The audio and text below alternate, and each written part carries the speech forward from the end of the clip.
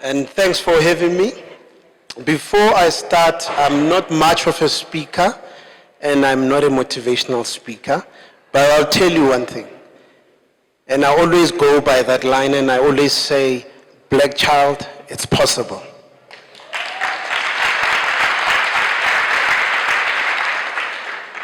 I'm a living testimony of that. Behind me, there's a 15-year-old company, which is Bremer.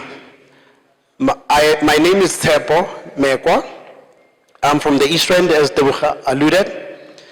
I started the business with a dream and a truck. That was 2005. But I must tell you,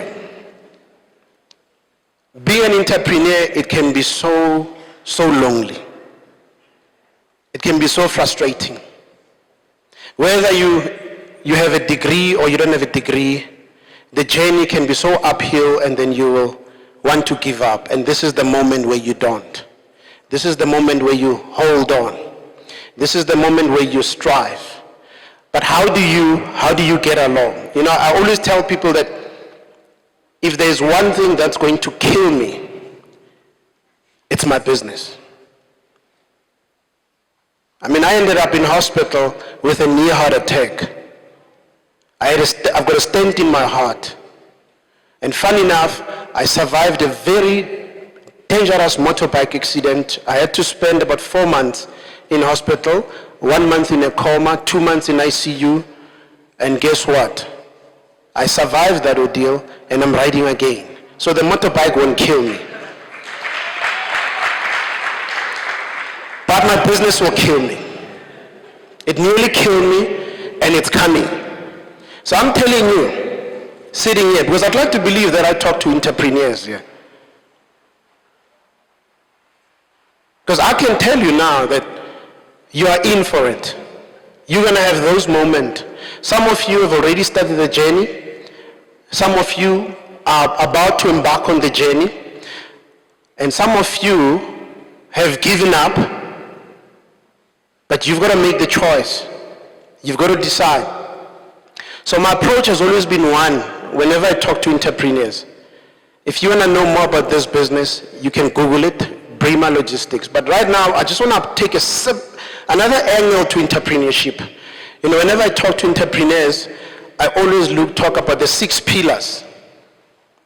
Because I'm talking to entrepreneurs here. Your journey, my journey, 2005, started with the first pillar, which is the I. What is the I? You're asking me now, what is the I? The 6 pillars. We all have the third eye. Not all. Entrepreneurs have what they call the third eye, and it's here. You have an ability of seeing things that others don't see. The founder of Facebook. Did anybody know about Facebook? Did you see Facebook? You didn't see Facebook, but he saw Facebook. So if you're here and you've got this burning sensation as an entrepreneur, whatever business idea that you have, you've got the eye. The eye will itch, and it's going to itch. You might be working somewhere else, but you might feel that I'm in the wrong place here. This is not what I was meant to be. When you read books like Jeff Bezos, Bill Gates, you'll feel that, no, I'm in the wrong place. Because you've got this amazing business idea.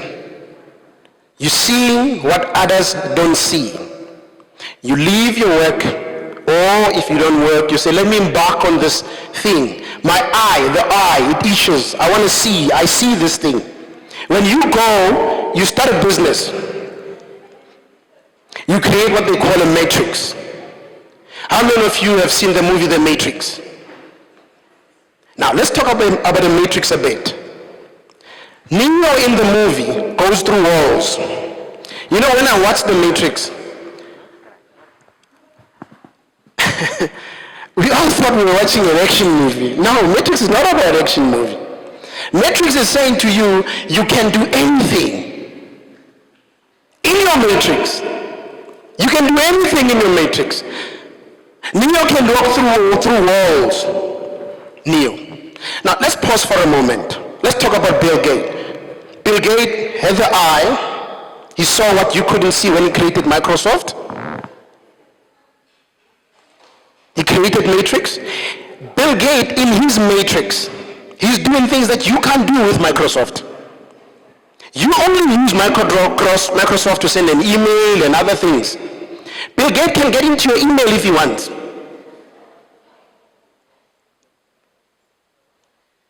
He can do things that you can't.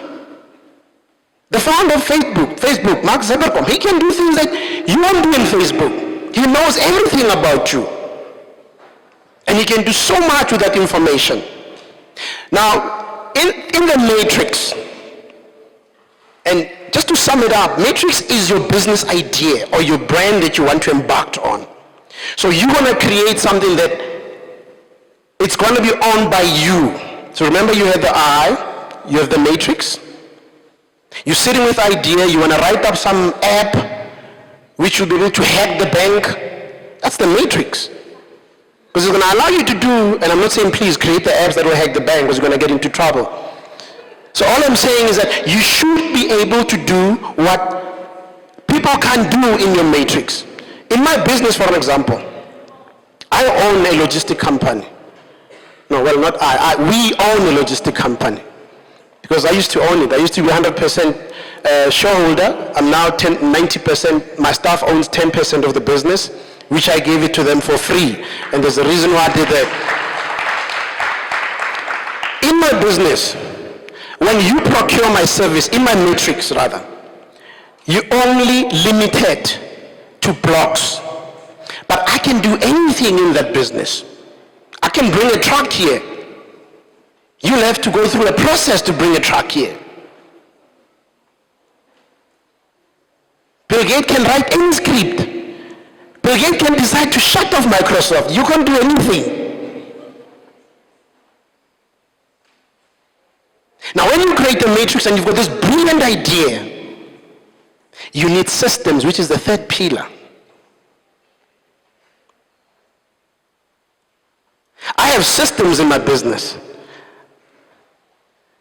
I have Sage, I've got Pastel, which is a system. My staff members are part of my system. And think about it.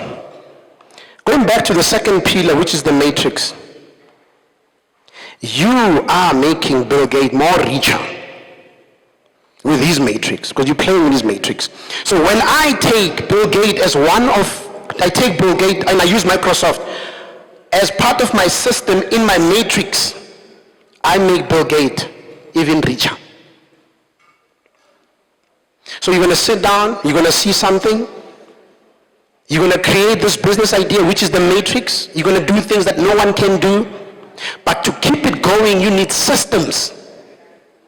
You've got to have systems. And system could be in your house.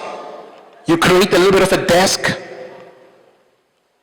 You put a fax machine, if those fax machines are still being used. Doubt if they're still being used. You have a landline there, you have a computer. You need Microsoft. Once again, you're going to use Bill Gates' matrix. So you've got to create those systems.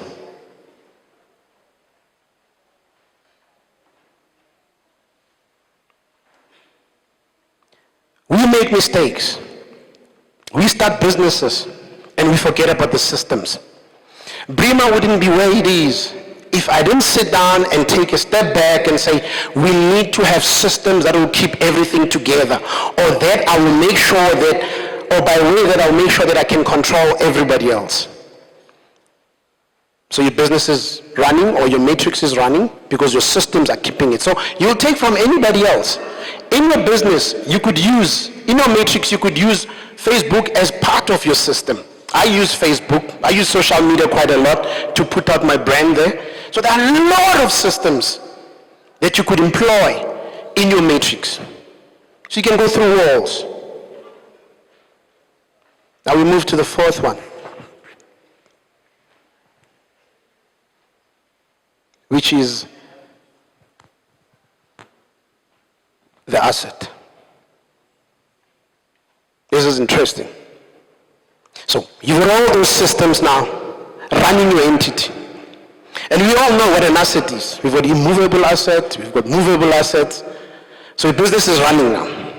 Because a lot of entrepreneurs tend to make a big mistake. They tend to think that when they've got this matrix, by matrix I mean the business, they are the matrix. At times you need to be able to separate yourself from the matrix and say, let the matrix run. You need to be able to say, a matrix, I'm giving a matrix. Matrix is a juristic person. It's not like when a business has got $1 million, you've got $1 million. We know how we are. You get that tender, you get the invoice of 15 million, the next minute you're driving that Bugatti. We forget that we are here to build an asset of value. And remember, when you are working in your business, there comes a time where you have to work on your business. By telling you this, I'm taking you through a journey of 15 years. What I've observed over many years, what I had to do. So there came a time where I had to say, Brima is a juristic person. I have to divorce myself away from this person. Yes, I work for this entity. I am not Brima. Brima has its own liabilities. This company employs over 120 people. It's got 6 branches. It turns over 50 million. It's not my 50 million. It's an asset on its own. Now, when you look at Bill Gates now, he's created this asset. Bill Gates is running all over the world with his charity work. He's deriving income from his assets. The more you on Microsoft, you're making him richer. You don't want to create an asset that wants you to work forever in there. Then you're running a spaza shop. But it all depends on your ambition in any case. But if you're ambitious and you want to push what they call business excellence, you've got to follow these pillars. You've got to look at your business as an asset and say, this is my asset. When you've done that, you value, which is the 5th pillar. You value your business. What is the value of my business? It depends. I just gave you a figure that I turn over 50. Or we turn over 50 per annum. So there's a value attached to this business. You've got 120 people working for this entity. Remember, you've created an asset, you value the business. We talk of Jeff Bezos and Bill Gates. These guys amongst them, I mean, each one of them is probably, Jeff Bezos is worth 110 billion. Bill Gates is just probably about 2 billion underneath, but they're always fighting. Tomorrow Jeff is up, Bill Gates is up. They've got an asset. They valued their asset. You know, when Jeff Bezos, and I mean, if you're an entrepreneur, you probably know Jeff Bezos. He's one of the richest person in the world. When Jeff Bezos got a divorce, or when he was going through divorce, I was only interested in one thing. I was only interested in one thing. I followed only one thing when he was going through this divorce. Could anybody take a guess what is that I followed through? Yeah. Okay. What did you say? What is it I was interested in? The settlement. No, I was not interested. I was interested in what is the value of his shares. How much is the wife going to get from that shares? A lot of people are looking at cars and the houses. No. He's got those. The wife will get something there. The asset. Because now, before divorce, he was worth 130 million. Now the divorce, he had to give 30 billion, 230 billion. He's now going to give 30, he's now had to give 30 billion to his wife. We all know that Jeff Bezos doesn't have to work.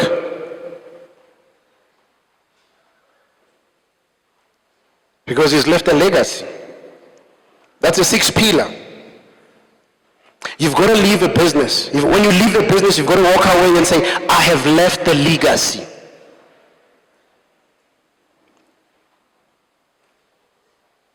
You don't want to get into a business that's going to drain you. I've accepted the fact that there comes a time in Brima Logistics where I have to go.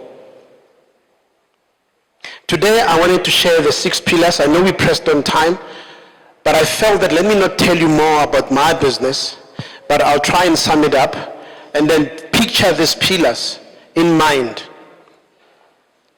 The business started in 2005 with a dream in a truck. I'm summarizing it now so that you can understand. It's got over 150 employees. It's turning over 50 million. It's got 6 branches.